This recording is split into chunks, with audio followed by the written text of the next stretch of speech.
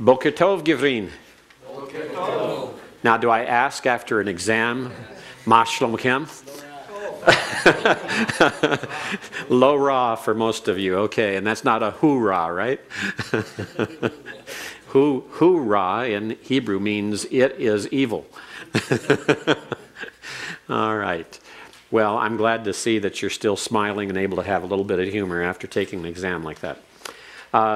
The first thing I want us to do before we go back to verb conjugations and go over chapter 13 with you is to go over vocabulary. We want to go over vocabulary at the end of chapter 12 and vocabulary at the end of chapter 13. Remember that we will have a vocabulary quiz on Thursday this time. So the next time we meet, we're going to have a vocabulary quiz. Yes, question, Eric? This Thursday, is it chapter 12 only? It is chapter 12 and 13. 12 and 13. We're going to go over both chapters.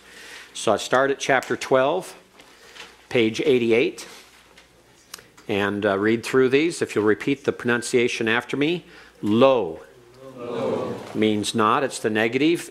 It's a negative that you need to remember is an absolute negative. This is the negative used in the Ten Commandments. It's the idea in many cases of never. It's what we call an objective permanent negative. There are several different negatives in Hebrew, and this one is a very important one, one that you want to remember. So keep that in mind. It's a very emphatic negative, no. Sometimes translated never. Sarah. Sarah. That is a proper name for Sarah. Yosef.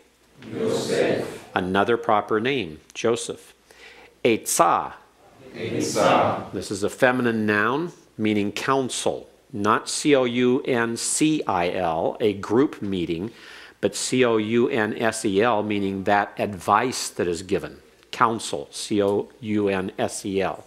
Please keep those straight. It's very different. The two are very different in English, even though they sound the same, and they're very different in Hebrew.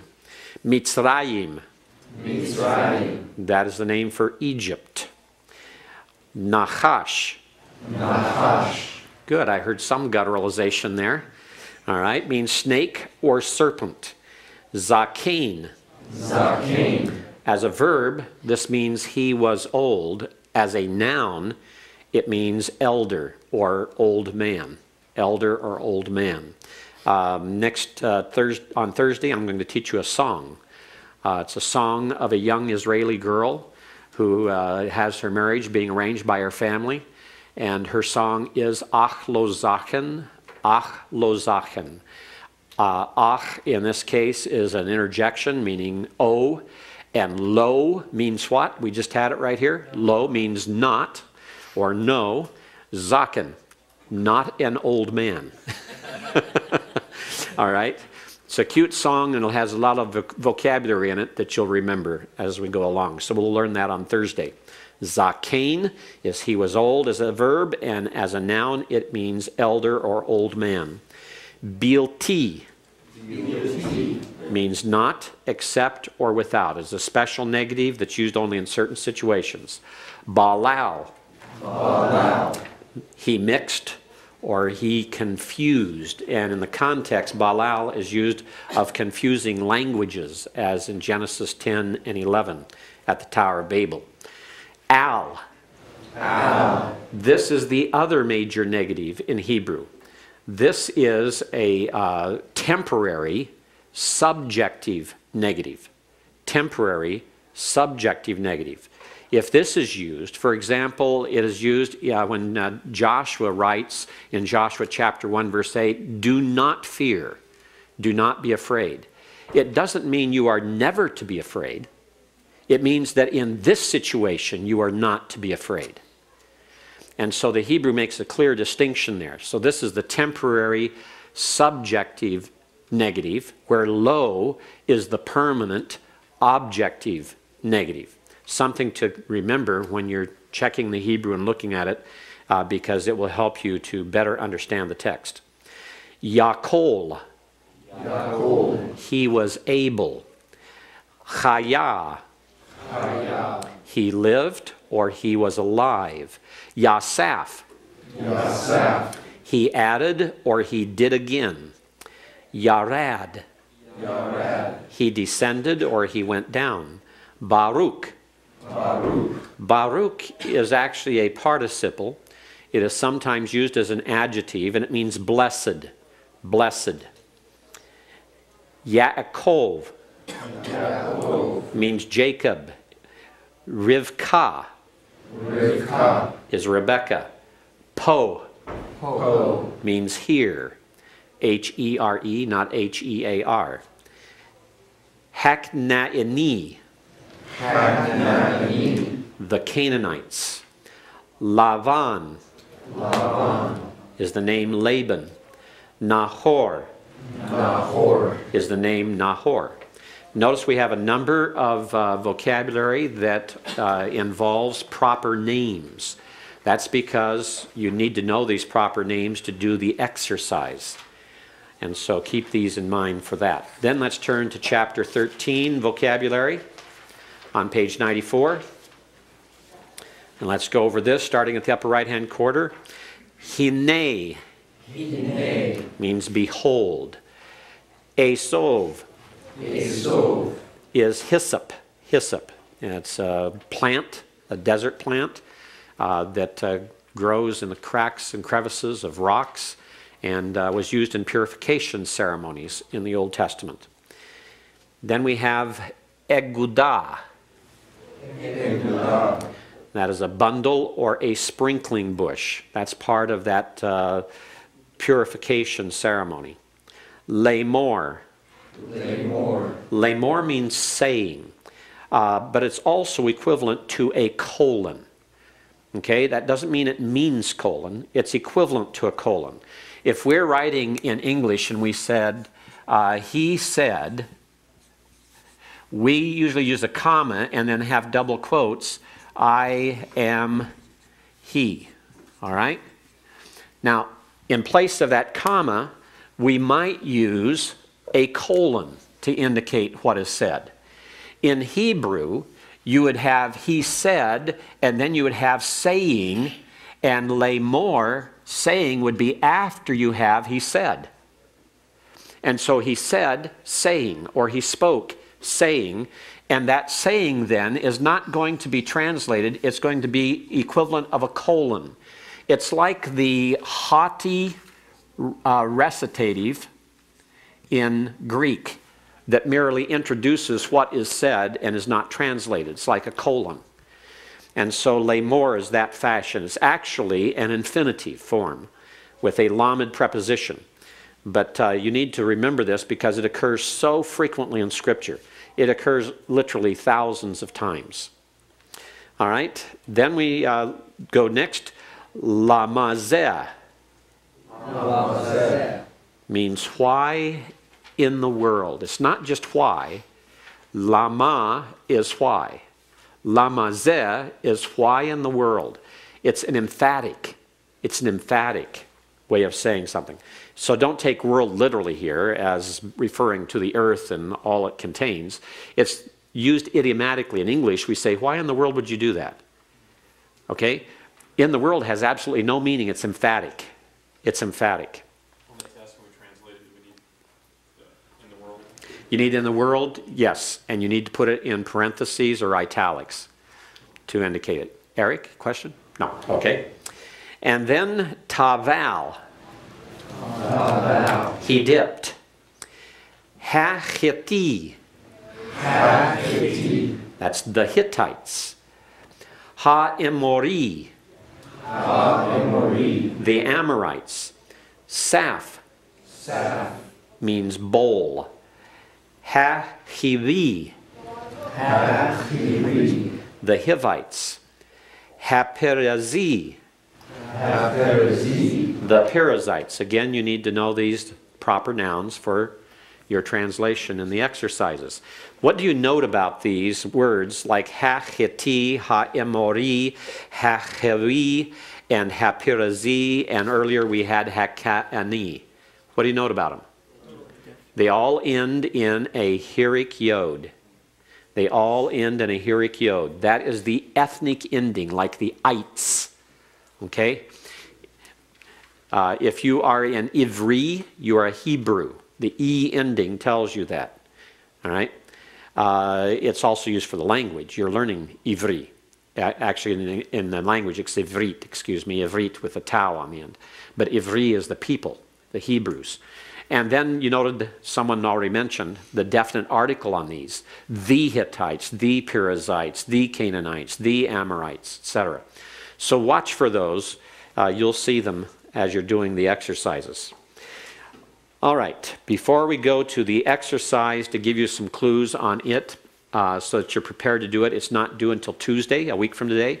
But in case you want to get started on it early, I want to be certain that we cover it. So let's go back where we were and talk about the verb conjugations. And this is on chapter 13. And if you want anything open, I would say you want page 90 or page 92 open so that you can see some of the things that we're talking about. When we talk about the verb conjugations, we went over this briefly last week, but it was definitely a preview. And we're going to go over this today, and we're going to go over it again on Thursday. This is a very significant part of your Hebrew learning. You have simple conjugations, or stems, as they're sometimes called. The first one is called kal. The second one is nifal. Then we have causative conjugations called hifil and hofal. And then we have intensive, and I put it in quotes because every Hebrew student is taught that these are intensive. But in reality, they're very seldom intensives. They're very seldom intensives. For the piel and the pual, they are more likely to be factative. Now, factative is a kind of causative. Causative is he made him do that. That's causative. Causative is direct causation, causing someone to do something, or he caused the chair to fall over. All right? So you have a direct causation, you have an action resulting, and that causation is exerted upon a person or individual to produce the subsequent act.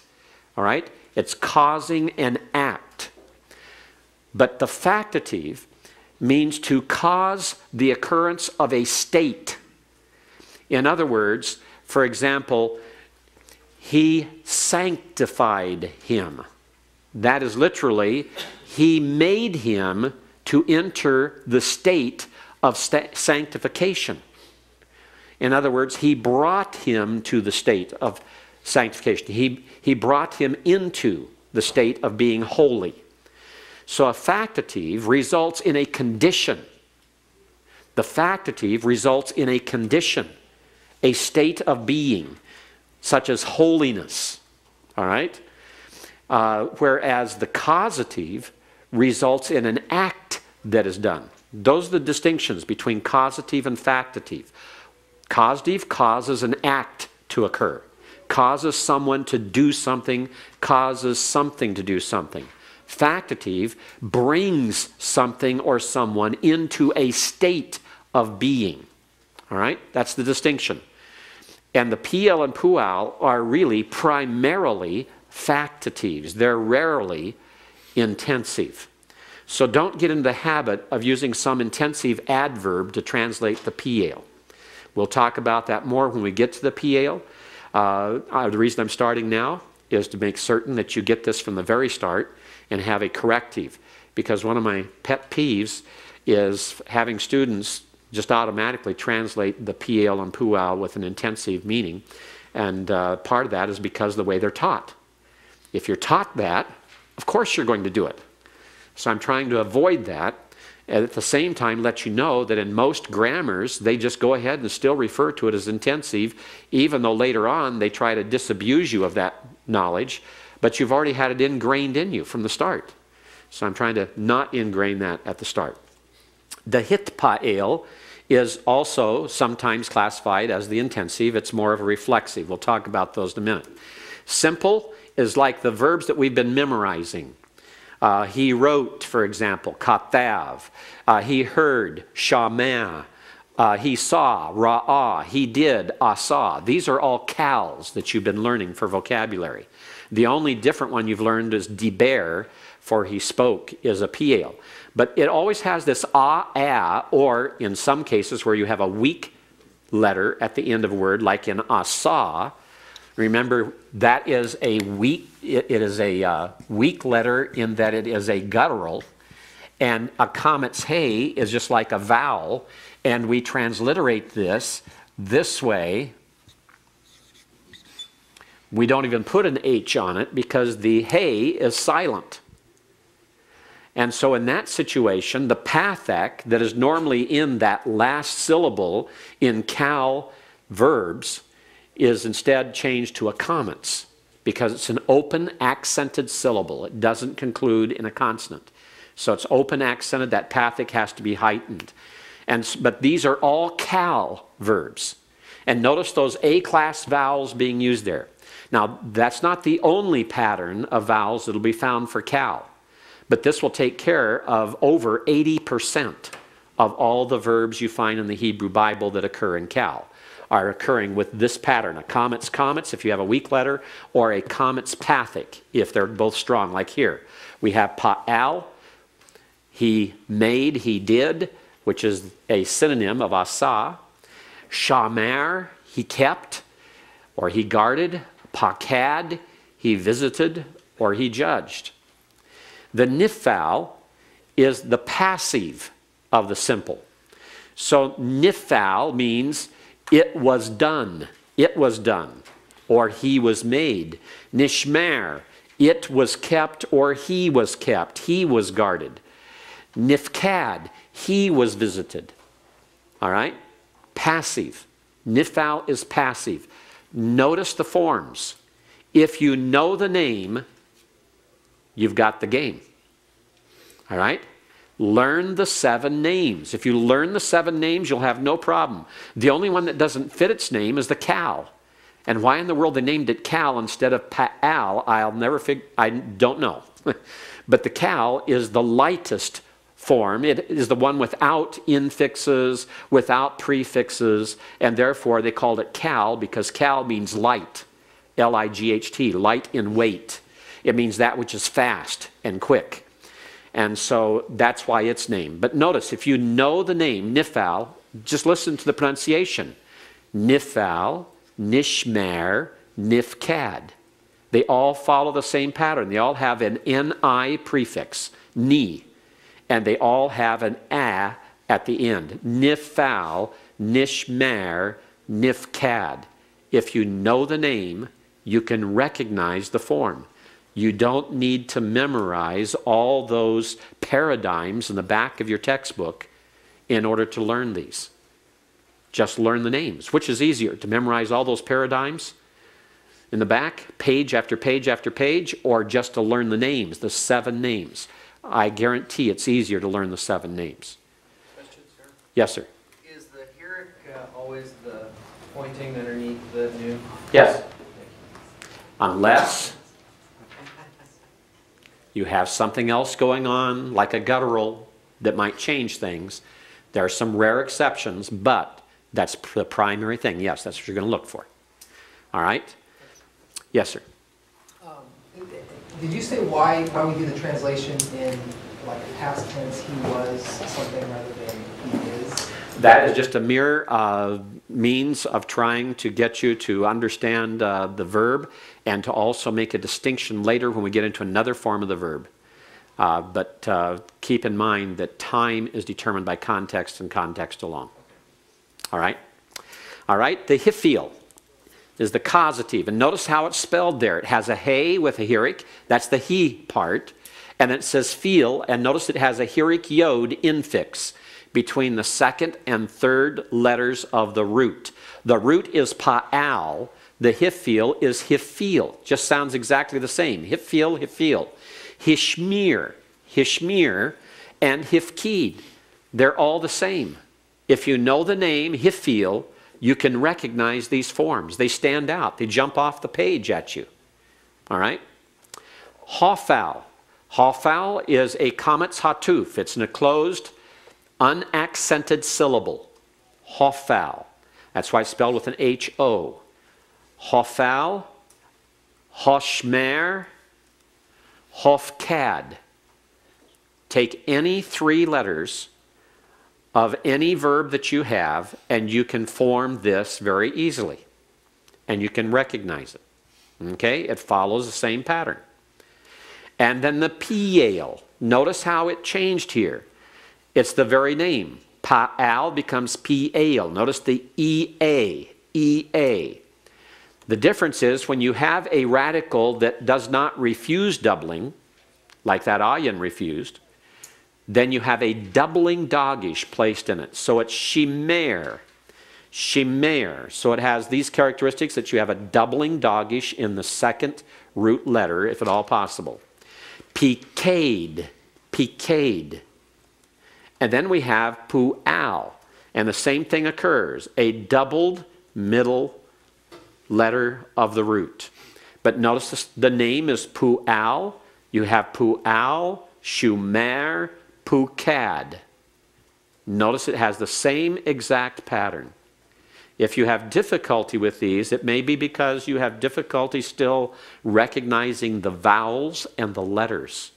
And if you have difficulty recognizing vowels and letters, you need to spend some extra time pronouncing words, learning correct pronunciation, because correct pronunciation is everything. Correct pronunciation can help you resolve difficulties in what you see in the text so quickly, rather than having to try to memorize page after page after page of paradigms.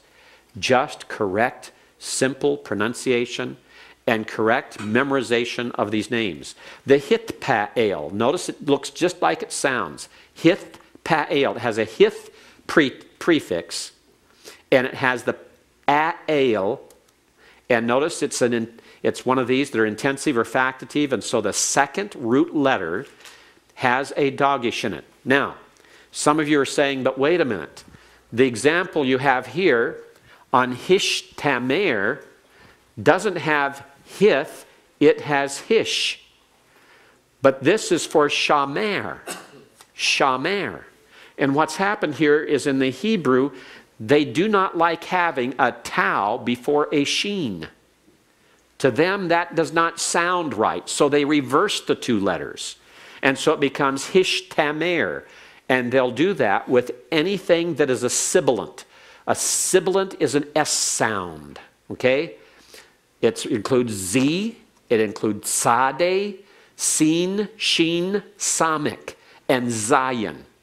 All of those are sibilants. They have that sound, sibilant. When someone says the sibilant serpent spoke to the woman, that is an intentional use of sibilant sounds to convey that, and it's really saying he hissed. He hissed. Sibilant is the hissing sound. All right, so that is Hishtamer. Hithpakade. Hithpakade. Hithpael. Hishtamer. Hithpakade. Even with Hishtamer, you still have the combination of sounds that will help you to know that it's a Hithpael, even though there's been a very slight change there. You know that the HI on the end, or on the beginning, excuse me, Hi is not Hifil because you don't have the E on the inside. Hifil is not there. Okay? And that's the only other one that has the He at the beginning, the Hith. All right? So if you learn these things, if you know the names, you've got them. Let's pronounce these names together. Cal. Nifal. Hifil. Hofal. Piel. Pual. Hithpael. Now let's pronounce the word starting up the upper right. Pakad. Shamer. Pa'al. What's the name of the conjugation? Nifkad. Nishmer. Nifal. What's the name of the conjugation? Hifkid. Hishmir. Hifil. What's the name of the conjugation? Hofkad. Hoshmer. Hashmer. Hafal. Hafal. What's the name of the conjugation? Hafal. Piked. Piked. Shimer. Shimer. Piel. Piel. What's the name of the conjugation? Piel. Pukad. Pukad. Shumer. Shumer. Pual. Pual. What's the name of the conjugation? Pual. Hithpaked. Hithpaked. Hishtamer. Hishtamer. Hithpael. Hithpael. What's the name of the conjugation? Hithpael. All right, see, it all fits, it all matches together. Yes, sir, John. The vowel markings, they carry the same pattern with each of those words. Will any word in that area have those same vowel markings in that pattern? Okay, good question. If we add any suffixes to this to make the different persons, some of the vowels change, but not enough to change the pattern completely. The pattern will always be recognizable. The pattern will always be recognizable. If you, for example, do something in one of these, like the, let's take, for example, the, how can I, in the piel, if we add an u ending, and we end up with something like shimmeru, notice it still has it'll still have the details. It'll still have a doubled middle letter, and it'll still have one of the two vowel sounds. It will not change those. Will not change all of them. Okay? So there's a number of things here. As we go through and inflect these, you'll still see that there's enough pattern left that there's no mistaking what they are. Okay? All right? Now let's summarize these verb conjugations again for you. When we talk about the base pattern, it's the cal is the base pattern. The nifal is a passive of the cal. The hifil is a causative. The hofal is a causative. The piel is the quote-unquote intensive slash factative. The pual is the quote-unquote intensive slash factative. And the hithpael is this quote-unquote intensive slash factative. And the nifal is passive. The cal is active. The hifil is active. The hofal is passive. The piel is active. The pual is passive. And the hithpael is reflexive. Reflexive. Passive is something is done to you. Reflexive is you do it to yourself. All right, that's the difference. Reflexive, you do it to yourself. I hit myself is not a passive. That's reflexive. Passive is I was hit. All right? Active is I hit him. All right? So there's a difference there. Active, passive, and reflexive. And you'll have to keep those voices in mind. So as we look at these, the simples are cal and nifal. The causatives are hifil and hofal. The intensive factives are the piel, puel, and hithpael. So they're all grouped together in this fashion. All right? Now, let's talk about how to inflect just the cal. And we call this the cal perfect or katal. Katal is nothing more than another way of giving the name of the perfect. And when you have the perfect, like if you have the verb katav, he wrote, or you have the verb katal, he killed, and it's always been in the older grammars, we've always used katal as the primary verb for the paradigms.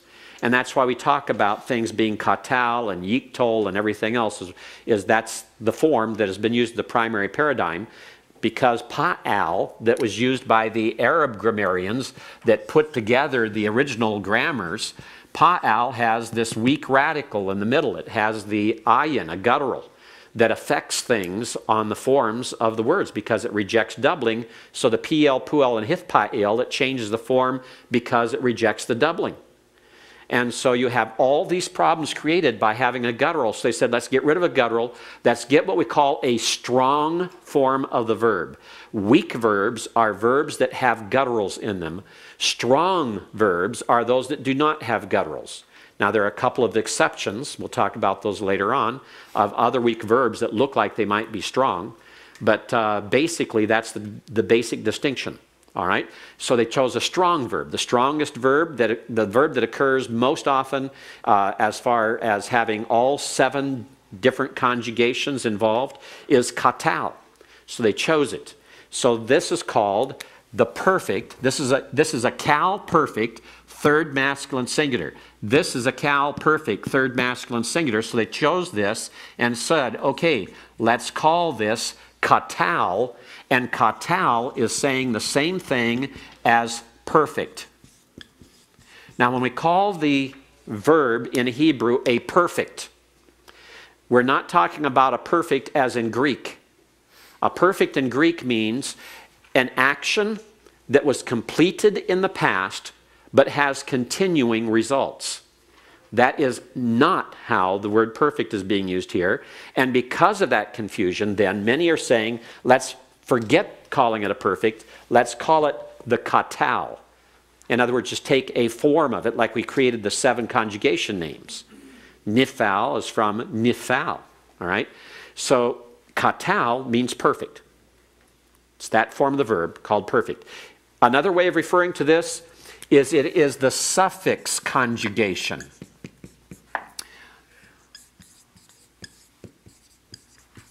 Because the perfect, when it is inflected by person and number, only changes the ending of the word. And so it's called a suffix conjugation. The second major verb in Hebrew is a prefix conjugation, because for person and gender and number, it adds a prefix as well as a suffix. So this is sometimes called suffix conjugation. Third masculine singular, we take the root, mem, shin, and lamed, and it becomes mashal or pakad, and that is he ruled or he visited. Mashal, he ruled. Pakad, he visited. That's cal, perfect, third masculine singular. So as we're looking at these, one of the things you have to remember is the order for parsing. Parse means to assign the parts, to identify the parts. So as we look at a verb, we look at a verb like pakad, and we say, okay, what is the parsing for pakad? It is a cal. You give the name of the conjugation or stem first. You give, whether it is a perfect, next, a cal perfect. You give the person, you give the gender, you give the number. So that is always the order that you use. That's always the order of parsing. So this is a cal perfect third masculine singular.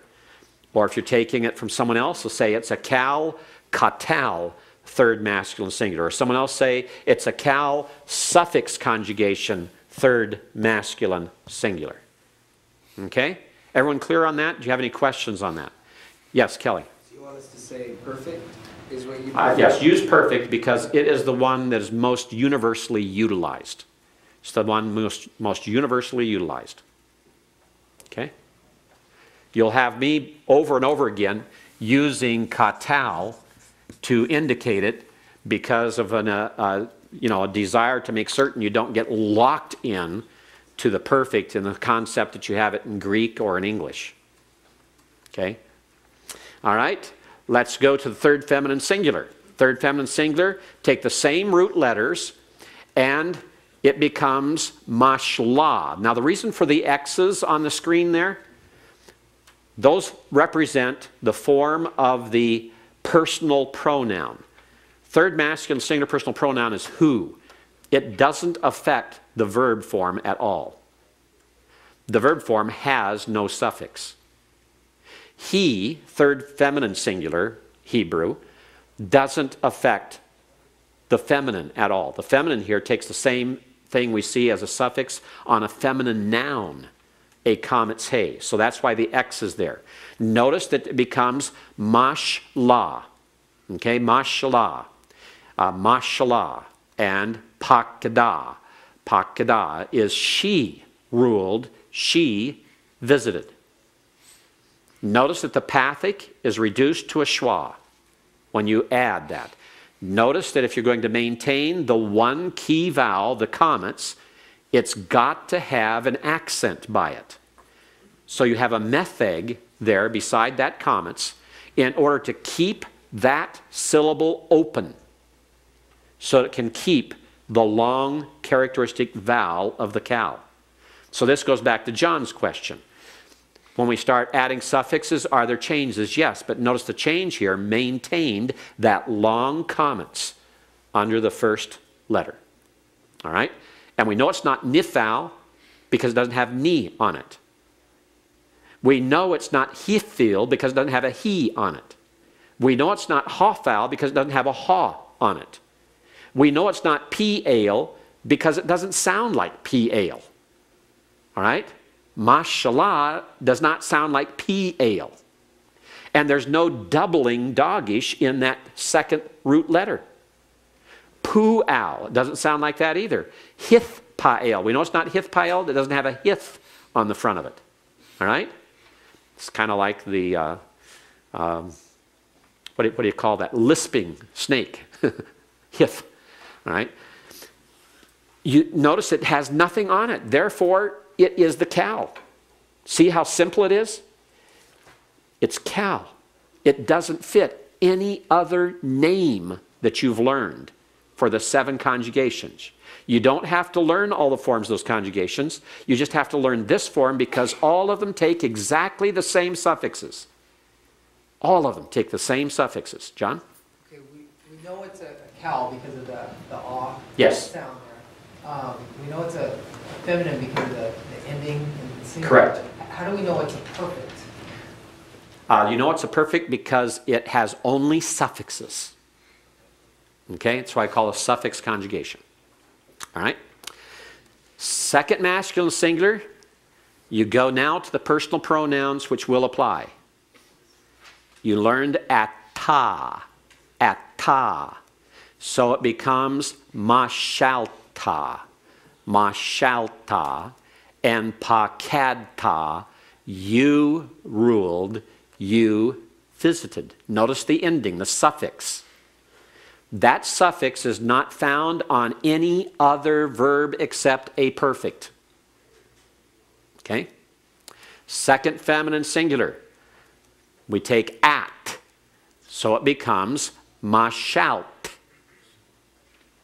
And it becomes pakad. You, feminine singular, ruled. You visited. First common singular, ani, I. Take the hirik yod off the end, it becomes mashalti, mashalti, pakadti. The accent's missing there for some reason. It should be there. I ruled, I visited. Third common plural does not fit. It's the third person where it doesn't fit the pronouns. The third person where it doesn't fit the pronouns. And here it's the shurik ending, the shurik ending. Mashlu, pakadu is they ruled, they visited. The second masculine plural, atem is the pronoun. So we're going to have mashaltem. You, masculine plural, ruled. Pakadtem, you, masculine plural, visited. Second feminine plural, you learned aten. Aten. Mashalten. You, feminine plural, ruled. Pakadten. You, feminine plural, visited. And the first common plural, you learned nachnu or anachnu. Notice the nu ending. So it becomes mashalnu. Pakadnu is we ruled, we visited. Question, John? In the example in the book with Shamar, the shin and the second masculine plural and second feminine plural changes to a schwa. Does it just do that sometimes?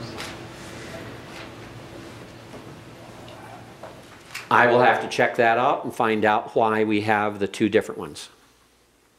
I'll come back to you with that. I think the paradigm I have up here is wrong. And the reason is it should follow the rule of third syllable back. Should be shortened as short as possible. So I have to double check that. I don't know why that's this way on the chart. Okay? I'll come back to you with that. I think keep with the book for now instead of this up here, because I think that's just a mistake in showing the transition of forms that didn't take the transition far enough. Thank you. All right? So this would be mishaltem and mishalten and just those two. And it's because those are strong suffixes, strong suffixes. The only thing I can think of is if those are in pause, if something would change, but I'll have to check that and see. Okay. I'm going to take it that this is an error here on the screen. Okay, good question, good observation. I love it when students are paying attention to the details. That tells me you're learning. Tells me John has got the concept and he's making the comparison. All right? Any other questions that you have? See clearly the suffixes are coordinated with the pronouns, the personal pronouns, except the third person. Notice also we have masculine and feminine in the third and second in the singular. We have common for first. And then in the plural, we have masculine and feminine only for the second person. The third person and the first person are both common. Now remember, common does not mean neuter. Common means it can be either feminine or masculine. It can be used for both. Notice the plural ending on the third person. Third plural ends in shurik. And you can remember that. You can mark it down. Whenever you see anything ending in a shurik, 60+% of the time it's going to be a plural ending on a verb. The other 40 and a little bit under % of the time, it's going to be a third masculine singular pronominal suffix. Or, if you're looking at the noon here, the last one, pakadnu, it's a first common plural, but notice it's plural. The shurik is a good indicator of plural. So keep that in mind. Okay, any other questions on these? You have to memorize this paradigm. The Cal paradigm is the only one Dr. Buznitz and I asked the students to memorize. Because if you memorize it, and you memorize the names of the 7 conjugations, you can do any of the paradigms from that information. You don't need to memorize all the rest. When I was in seminary, we had to memorize all those paradigms in the back, page after page after page after page. We'd come in, we'd have a quiz. Write out the piel for a certain verb. Write out the pual for a certain verb. We'd have to memorize. We were never taught that there were clues to understanding how these were formed, and that all we really needed to know was the Cal paradigm. And so this is one of the reasons why we asked you to memorize the Cal paradigm. It's very important. If you memorize the Cal paradigm, you know the names of the 7 conjugations, you have all of the perfect verbs in your back pocket. You will identify all of them, no matter where you see them. All you have to do is pronounce them and you've got them. But you have to memorize this one paradigm, the Cal. Therefore, fair warning. There may be a pop quiz sometime next week that will require you to memorize or require you to give the forms of the Cal Perfect, all of them, to write them out from scratch. Okay? And I will pick any of the following verbs, and then our time is up. But I'm going to give you these verbs. It'll be any of them, and they all will be pointed the same. They all will everything will be the same. There'll be no distinction. I may use kathav, he wrote. I may use katal, he killed. I may use shamer, he kept. Or I may use malak, he reigned.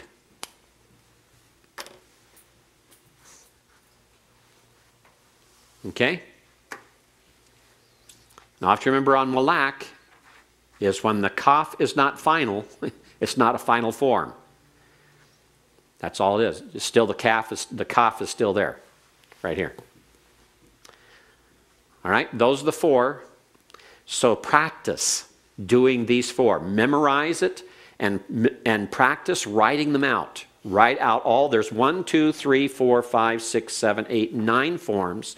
Use your book, page 91, the charts to be your pattern. Copy it, and you will have it.